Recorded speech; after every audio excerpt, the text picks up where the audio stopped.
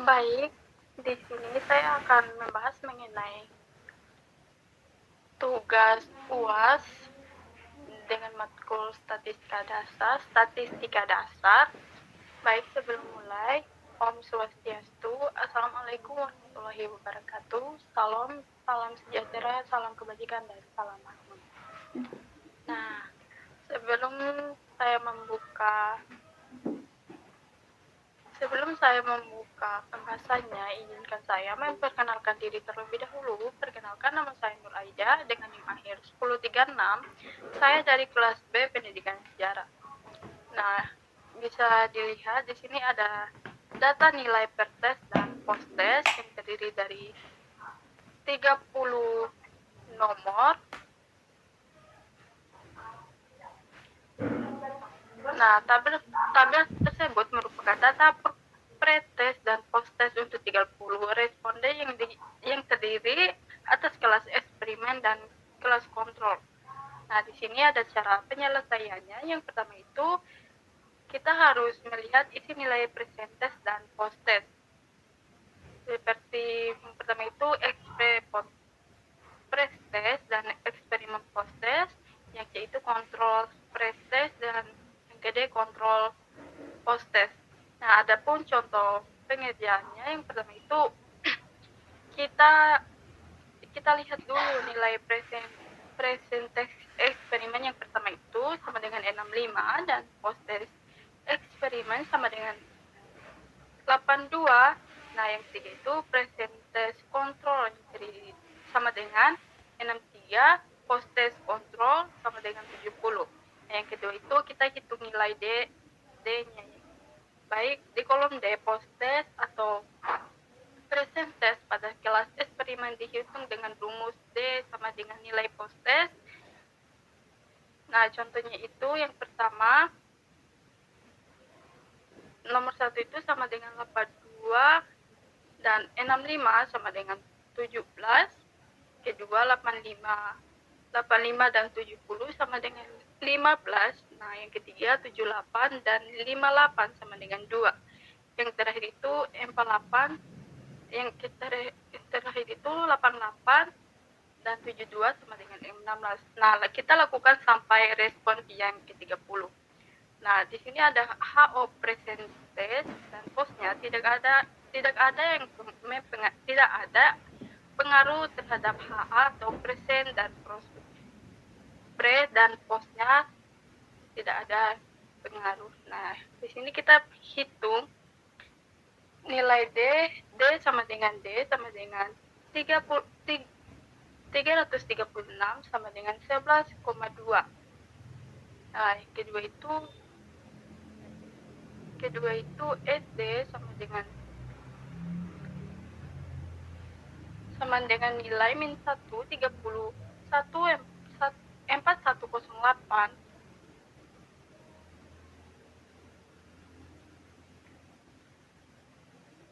Nah, di tabel yang keempat itu DF sama dengan 70,1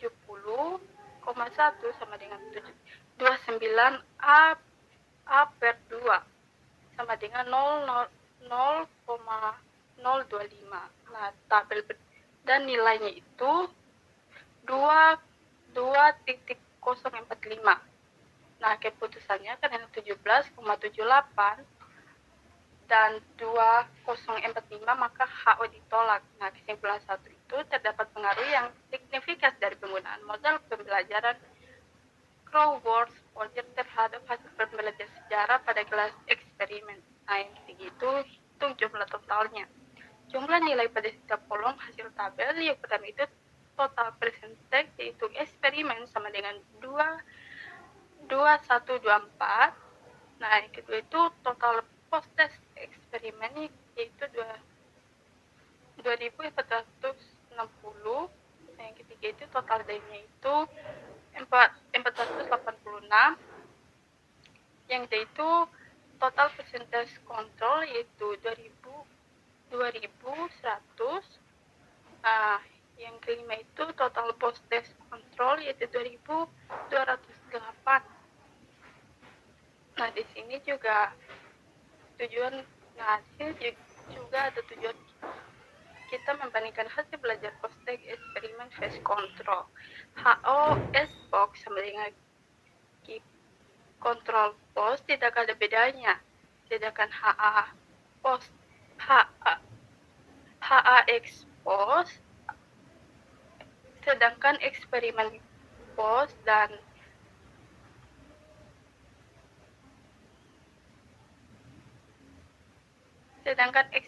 kontrol dan kontrol post ada perbedaannya.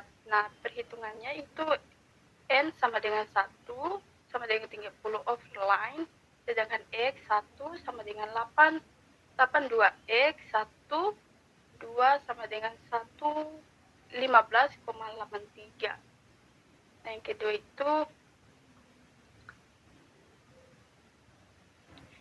kedua itu terhitung 8,0 dikurang 73 73,6 itu 84,0 itu 0,82 0,862 sama dengan 974, sedangkan 2,11 sama dengan 14. Nah, yang ketiga itu tabel DF sama dengan 30 plus 30 kurang 2 sama dengan 58 alfa per 2 sama dengan 0,025, dan tabelnya itu sama dengan 2,002. Keputusannya karena 9,74 dibandingkan 2,002 maka harus ditolak. Nah, kesimpulannya terdapat perbedaan yang signifikan antara hasil belajar siswa yang diajarkan dengan Crowell-Pouchler dan metode ceramah kelas eksperimen lebih unggul 8,4 poin. Nah, di sini kita hitung rata-rata dengan menggunakan rumus berikut. Dengan rata-rata presentase eksperimen sama dengan 2124 dibagi 30 sama dengan 70,8. Yang kedua itu rata-rata post-test eksperimen sama dengan 2460 plus 30 sama dengan 82,0. Yang ketiga itu rata-rata D sama dengan 486 tambah 30 sama dengan 16,2. Dan yang keempat itu rata-rata presentase kontrol sama dengan 2100 dibagi 30 sama dengan 70,0. Nah, yang terakhir itu rata-rata persentase kontrol sama dengan 2208 bagi 30 sama dengan 73,6. Nah, jadi kesimpulannya itu nilai rata-rata atas kelas eksperimen meningkat dari 70,8 menjadi 82,0. Kenaikan rata-rata itu 16,2 poin. Nah, kedua itu nilai rata-rata kelas kontrol lebih meningkat dari 70,0 menjadi 73,6.